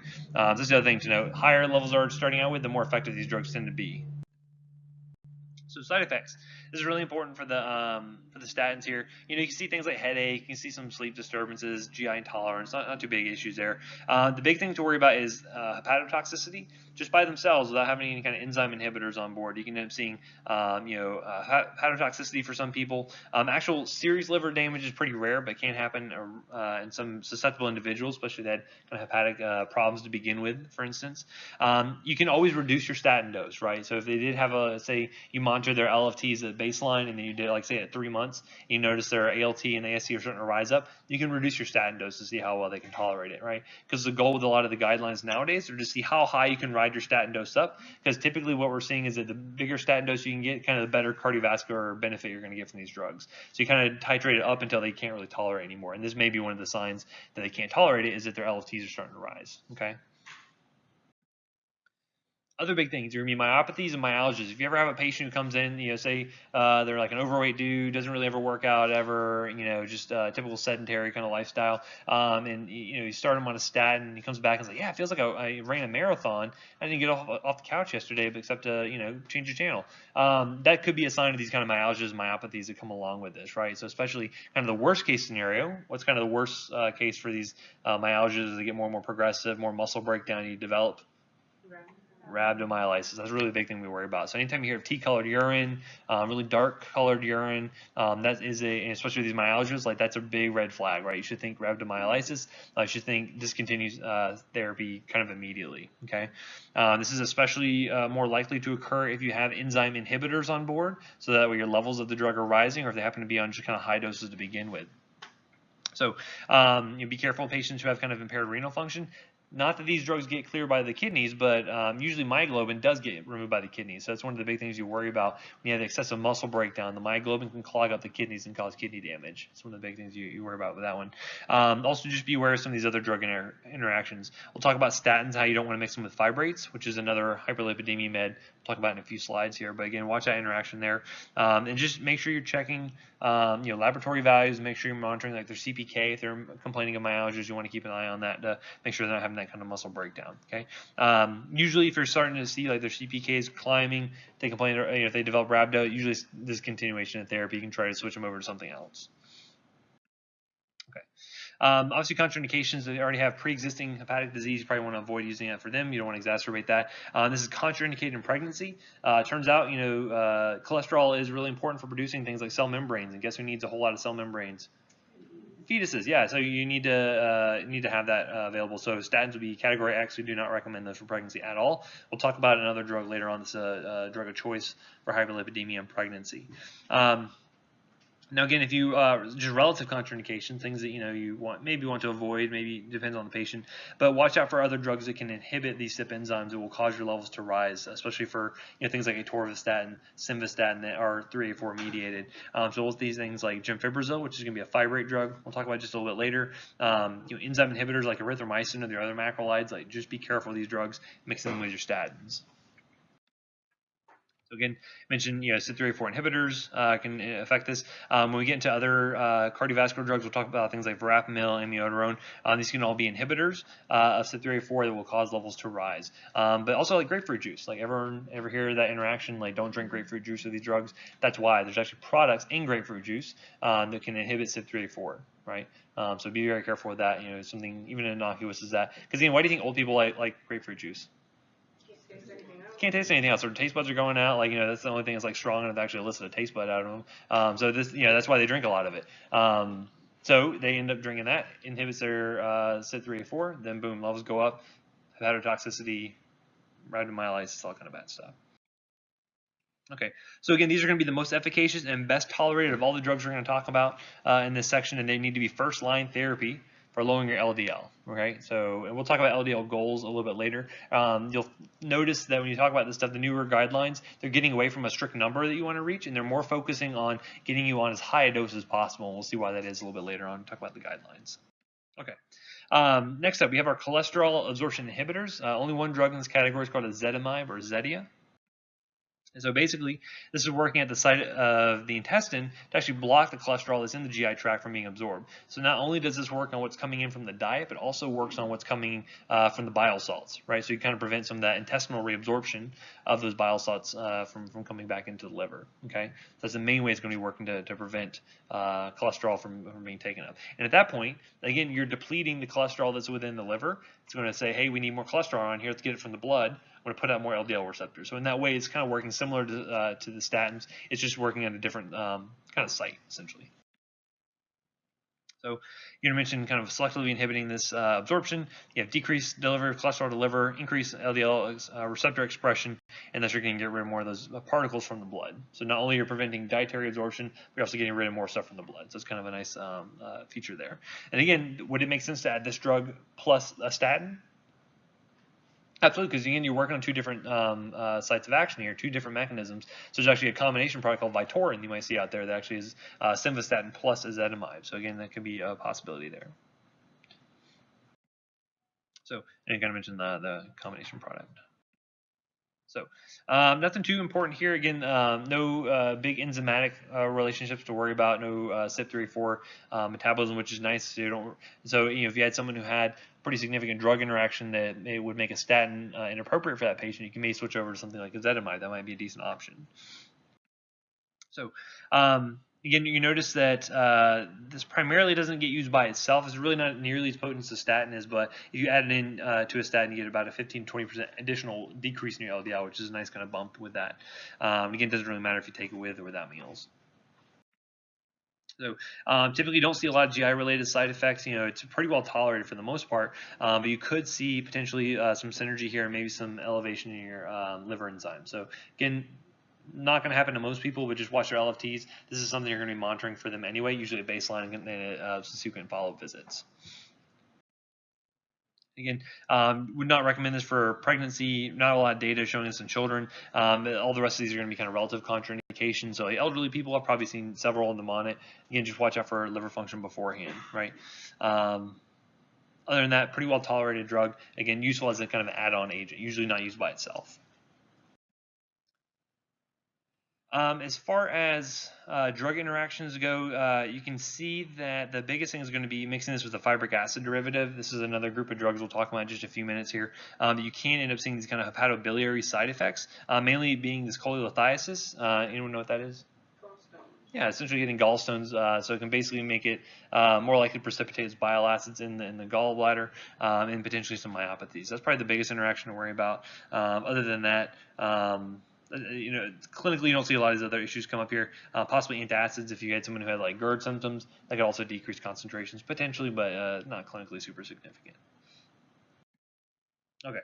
So again, I'm going to go through some of these ones because again, statins are really the king of anti-hyperlipidemia drugs. So I'm going to go with these with a little less detail than the statins were, just because they get used so much more often. But the next group is going to be our fibric acid derivatives, or otherwise known as the fibrates. 3 drugs in this category. We have gemfibrozil, fenofibrate, and also bezafibrate. It's kind of the newest one out of the group here. So the ways that these are going to work are essentially it is activating this nuclear transcription factor called PPAR alpha, essentially.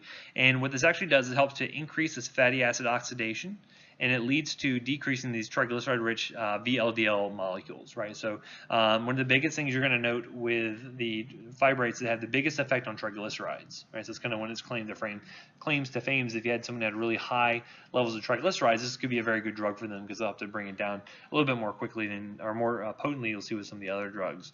So again, mainly focusing on triglycerides here. You'll also end up seeing some additional expression of these ApoA lipoprotein, so this actually helps to increase HDL as well, so it's kind of another nice thing. Gets down triglycerides, have some modest effect on LDL, but will also end up increasing your HDL, which is another nice benefit here. Okay. Just coming back. All right. So we'll see that for the most part, you're not going to have a lot of drug interactions that necessarily due to CYP interaction. You may have some issues here with bezafibrate having some kind of minor CYP3A4 metabolism, but really not going to be as clinically significant as you would see with a lot of those statins we mentioned earlier. But again, not going to focus anything, nothing really else on the slide super important here. Maybe protein binding can be important if you had something else that was competing for that. So if you ever see this interaction based on protein binding, basically something else could come in and kick this off and maybe lead you to see more side effects associated with it. Okay. So again, typically we will give a lot of these with meals. Again, you typically will see kind of more cholesterol synthesis happening here because again, a lot of this cholesterol is being brought into the liver, so you can get more kind of effect out of these drugs. Also helps with absorption in a lot of cases. But big thing to note here is just the large effects it's going to have on triglycerides, about 20 to 50% reduction. Again, this is important because again, if you had a patient with a specific issue, low HDL or high triglycerides, which drug might be best for them. A lot of this will come down to choosing one of these type of drugs here. So again, modest effect on LDL, but good effects on HDL, biggest effects on triglycerides is kind of the big note here. Yes, ma'am. I just want to clarify, so fibrates are usually better for triglycerides than statins? You will have a bigger drop in your triglycerides with a fibrate drug than you would on your statins. Does not always mean that you would bypass the statin to go to a fibrate if your person had high triglycerides in addition to high LDL, because in the end, even though a lot of those triglycerides will eventually be broken down into LDL, you find the LDL tends to be the more kind of worrisome molecule we want to deal with. Yeah. We'll talk about placing therapy in the guidelines in just a few minutes here. But again, mostly gastrointestinal effects you're going to see is the big side effects here. Again, bigger risk in cholelithiasis and can also cause some myopathies themselves. So again, we talked about like ezetimibe plus a fibrate causing potential cholelithiasis. If you added this plus a statin, you can see more risk for those myopathies, particularly with fenofibrate. We'll talk about that as being a very significant interaction with most statins, how those can increase levels, and you can see more risk for hepatotoxicity, more risk for myopathies. These are also going to be contraindicated in pregnancy. Again, you don't want to mess with cholesterol synthesis in growing fetuses. Be careful with people like severe hepatic, renal disease. You want to avoid that. And if they have kind of pre-existing gallbladder disease, probably don't want to exacerbate that with these fibrates.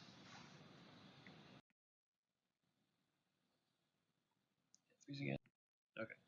So primary indication, if you had someone who had a very significant, primary hypertriglyceridemia, say triglycerides over 1,000, or if they had low HDL, this would be a good drug for them. So this might be the type of patient you might just go straight to using fibrate with instead of using something like a statin potentially. Okay, up next we have the resins or the bile acid sequestrants. How do you guys think these work? They sequester bile acids, probably, right? So just like you might think, these are actually working on the bile salts that are being secreted from the biliary tract. These are actually binding these up in the GI tract. So again, all we've talked about so far have been oral medications, nothing parenteral so far. These are going to be working directly in the GI tract. They don't get absorbed systemically. So we're going to see this is a very nice benefit for people who maybe you don't want to have drug being exposed to things like fetuses and whatnot. So what we can do is you will see that by binding up these bile salts that are being secreted by the biliary tract to prevent them from being reabsorbed through that enterohepatic recirculation, I'm sure I've mentioned before, you prevent them from being reabsorbed through the GI tract. So you bind them up in the GI tract, you'll just expel them in the feces, and then that way your liver says, well, I'm out of bile salts now, I need to make more of them. So again, it's going to start to utilize more cholesterol from the bloodstream, things like that. So the net effect is going to be a decrease in your LDL. It won't be as potent as you would see with a statin, but they can be a good alternative if you don't want a systemically absorbed drug. Okay, that's kind of the big claim to fame for this drug. So again, binding to bile acids in the GI tract, prevent that recirculation of cholesterol, then it just excretes out in the feces. Again, you don't see like a lot of like diarrhea necessarily associated with this. It's not like you guys ever heard of the drug Ally? That's for weight loss. Yeah, remember the warning they would give with it?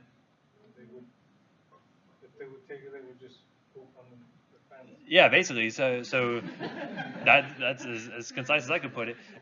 It was a drug that basically blocked absorption of all fats from the GI tract, right? So it was one of those things where I said, make sure you wear dark-colored pants, bring an extra pair of pants with you because you have these like nasty, rank, oily stools basically. So just because you're blocking cholesterol reuptake does not mean you're going to get like stools like that. You may see some diarrhea, some flatulence, things like that, but it won't be nearly as severe as with that kind of drug. So it's an over-the-counter drug. You can guys go see it at Walgreens or something. But look at the warnings with that, or ask a friendly pharmacist about it, and they'll tell you all about Ally. Be careful with that one. So anywho, so again, the big benefit here, limited systemic effects, because it's not going to be absorbed from the GI tract. So this is good for children, adolescents, because again, how often do we have studies that will, how often do we have these drugs getting studied in children and that we get good approvals for them? Not often, right? It's kind of unethical to do studies, or harder to do studies in kids and adults. So most of the time we're using drugs for kids, it's usually an off-label sort of circumstance. So do we use statins in kids all the time at Nemours? Sure. If they've already been on it previously, we will continue that therapy. Does it have an indication for that? Not often. In a lot of cases, it will not. But you got to do what you got to do in a lot of cases. But this one could be used in children pretty safely because, again, not really absorbing from the GI tract. But this will also be the drug of choice for pregnant patients. So that's kind of the other nice thing here is I could give these to pregnant patients. They're not going to absorb it. There's little to no exposure to the fetus, which is the benefit. So 3 drugs in this category is going to be cholestyramine, cholestyramine, and also cholesevelam are going to be the 3 ones. These come as typically powders that you would put into something like citrus juice or something. It kind of cuts down on the kind of the taste and the kind of the texture, and they would just drink that. And again, typically because these are usually large amounts of drug, usually like a statin comes like 20 milligrams, 40 milligrams, usually a small tablet. These are like 16 grams of powder. So again, it's like taking like a fibrate or a fiber supplement or something like that, like your Metamucil or something, putting that into a drink, kind of that similar texture. So a lot of people may find that unpleasurable to drink. So you can see some of these will come as like, say, 5 grams twice a day. Again, increasing your dose to see how their LDL is going to be dropping. Again, you titrate your dose to kind of your net effects you're looking for here, right? Again, increasing the dose may only see an increase in side effects. Again, mainly going to be GI stuff, GI flatulence, GI upset, things like that, without getting a whole lot of beneficial effects. So again, just monitor your patient, see what their side effects are like, and you kind of maximize your dose and see what's kind of best tolerated by them. Again, usually water, fruit juice tends to cut down on the taste quite a bit, which is nice. Even if you drink it like a pulpy drink, like orange juice, like it actually has like pulp in it, that can help to cut down on that texture and mask the taste a little bit. Big problem you want to focus on is because this will bind up bile acids. What do you think? What else will this bind to potentially? Bind to other drugs. So actually drug interaction is going to be huge with this one, especially with orally administered medications. So typically you want to take within an hour of a meal, because again, that's when you when you're expelling the most bile salts. When you eat, right? Because you need that to break down the fats you're ingesting in the GI tract. So again, that's when it's going to be most effective, when you're kicking out the most bile salts. But you need to separate this from other medications because you can bind up quite a few medications. So again, I mentioned side effects here: bloating, flatulence, fullness. You can actually end up seeing some malabsorption of your fat-soluble vitamins. So you guys know what the fat-soluble vitamins are? A, D, E, and K. So you ever see like Adex, like usually like a topical preparations like Adex, but A, D, E, and K are going to be your fat-soluble vitamins here. Folic acid as well can be affected, so you may see some anemia secondary to this. But basically, due to the fact that you're blocking the reabsorption of a lot of this cholesterol, you end up seeing increased VLDL production, which makes your triglycerides go up. So that could be one side effect from this one. If they had an isolated triglyceridemia, hypertriglyceridemia, this would not be the drug to go with because it can actually increase that incidentally. So watch out for that. Also, you can end up seeing potentially increased calcium excretion, so you may need to supplement that with some extra milk or calcium supplement, whatever you need to do. So again, things that may bind to the resins that prevent you from absorbing them systemically, things like digoxin, which we'll talk about in the CHF section. Warfarin is an anticoagulant. Thyroxine, you know what thyroxine is? Yeah, for hypothyroidism, yeah, so it's like kind of replacement thyroid medications, beta blockers, thiazide diuretics, a ton of stuff binds this up. So we normally recommend you either take the drug, the interacting drug an hour beforehand or 4 hours after a bile acid sequestrant, right? So again, you need to make sure they can time this out appropriately to make sure they're not going to bind up all their drug with the bile acid sequestrant, and then it's not going to be effective for them. Okay. So again, if they already have high triglycerides, you probably want to avoid using these drugs just because that can exacerbate it. So just that's really the only contraindication to worry about. But again, would be the drug of choice for pregnant patients. So it would be totally fine. Okay. Again, poorly tolerated the GI effects due to a lot of flatulence, GI upset. So some patients may not tolerate this very well. So it, again, does not get a ton of use unless you have really compelling indication like pregnancy to use it. Next up, we have niacin. Niacin is actually a B complex vitamin, and also kind of another form of this would be nicotinic acid. You can use this as an anti-lipemic, which just means to drop down your serum lipids. There's also another form called niacinamide. Now, where do you guys normally see niacin at? Like if you were to go buy it in the store? Yeah, basically, yeah. So again, it's a B vitamin, so you can buy this stuff over the counter, usually as a health food supplement, something like that. We do have prescription formulations of this, but we'll look at some of the side effects associated with it. So again, people, if they wanted a non-pharmacologic alternative, they could buy a supplement that was just niacin. That could be one alternative for patients who are kind of adverse to taking medications. This might be something that's more agreeable to them potentially. Now, if you ever see niacinamide, this is not going to be effective as an anti-lipemic, so this is not going to be recommended. It needs to be either nicotinic acid or niacin needs to be the product they're actually ingesting. So we have a couple of different formulations. We can see that niacin, the immediate release preparation, can be seen as a supplement.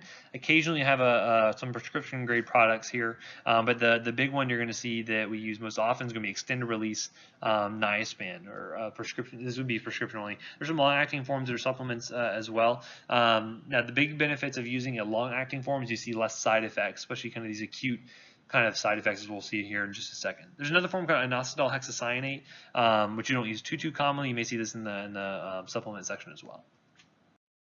So the way this is basically going to be working is that essentially you have these adipose tissue.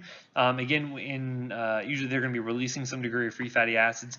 You can end up seeing that this will be contributing into helping the liver start to produce new triglycerides and whatnot and cholesterol.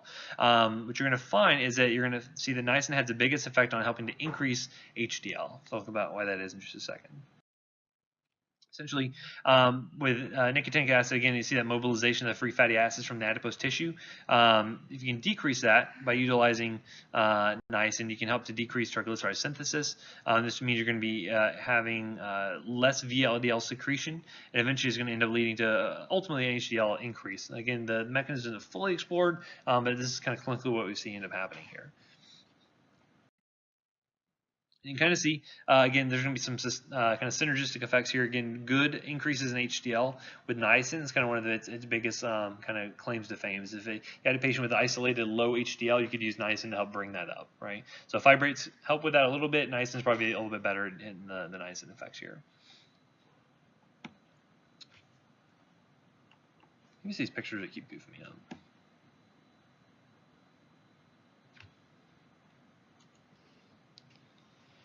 I don't know if it's the pictures that keep freezing on you guys or what it is, but okay. So anyway, again, typically we use a lot of extended release formulations. This helps to prevent a lot of these kind of side effects we're going to talk about in just a second here. And because it does get some hepatic metabolism, some renal excretion, but again, no big drug interactions to note, at least from the standpoint of CYP interactions to really worry about. You can notice here that the nice thing about using the extended release preparations, again, you get away with better effects for just one-time daily dosing. So that's usually a big benefit to your patients as well. Adverse effects. So I wanted to point on this for niacin because this is kind of unique. The niacin itself, especially the immediate release preparations, cause a lot of cutaneous flushing. A lot of this has to do with prostaglandin-mediated effects. We've talked about prostaglandins before, especially if you sprain your ankle. What usually happens to blood flow to that area? Usually increases, right? It gets hot, gets red. Usually it's due to prostaglandins causing vasodilation. Same thing happens here with niacin. And so as an example of this, one time, it's kind of a funny anecdote, I had a friend who was on a rotation. We were both rotating in Gainesville. This is during pharmacy school. We were two different family medicine clinics, and she was at one with a couple other pharmacy students, and they said, we should do the niacin challenge. We should see, we'll take a whole bunch of immediate release niacin and see how we do with it. Right, so I took a big dose, and so I went to go pick her up. She gets in the car. She is red from head to toe. She is tearing up. She has vomited profusely several times already after taking all this niacin. It probably took her about 24 hours to fully recover. So it took way too much of a dose, obviously. But again, this kind of expresses kind of the side effects there you worry about. A lot of GI upset, a lot of sweating, a lot of flushing that happens with that. You can mitigate this by using something like aspirin. Why do you think that is? What does aspirin do to prostaglandin synthesis? Decreases it, right? So you can actually pre-medicate some patients. If, say, for instance, they're having problems with a lot of the OTC supplements and they had issues with this, they can take aspirin beforehand, and that would actually help prevent a lot of this flushing to happen there, help prevent a lot of gastrointestinal effects. Usually with larger doses, especially chronically, you may see some decreased glucose tolerance, which can affect your diabetic patients, things like that. But again, mainly focus on extended release helps to prevent a lot of those flushing side effects. Those are usually either extended release preparations or usually a different kind of salt form. But so yeah, nowadays you're mainly going to see more of the because they don't want people to flush because obviously they're going to stop taking the product. They didn't know about it beforehand. A lot of them are formulated, even though they may not say it specifically. They're made so that you kind of prevent a lot of that. So you kind of have to go out of your way to find the kind of really make you flush, but again, most people don't want that effect anyway. So yeah, just take aspirin beforehand. Just be aware, contraindicated for people with kind of chronic liver disease, and again, due to the some of the GI side effects, the peptic ulcer disease can exacerbate that. You can see some hyperuricemia associated with it, so they had a history of gout that could potentially exacerbate it. So be watchful of that as well. In their diabetes, you may see some increase in their glucose.